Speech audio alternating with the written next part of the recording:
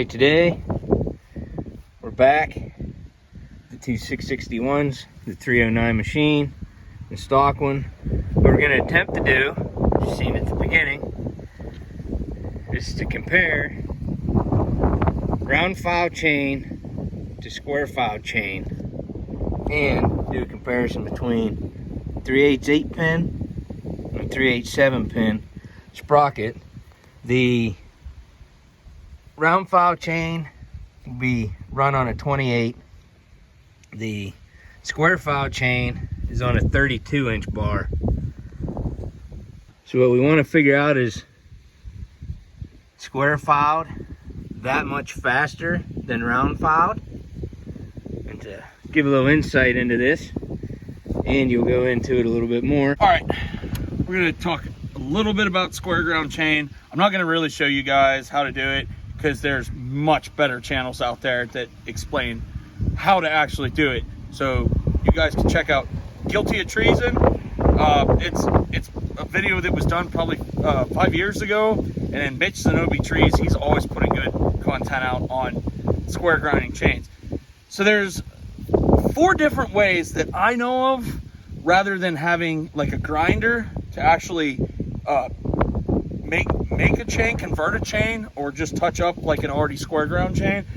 And I can't really afford a grinder right now. One day I'd like one, but here's the 4 files that are really, really popular for square ground, and 2 in particular that are, in my opinion, the most popular. So first we'll start out with the hexagonal file.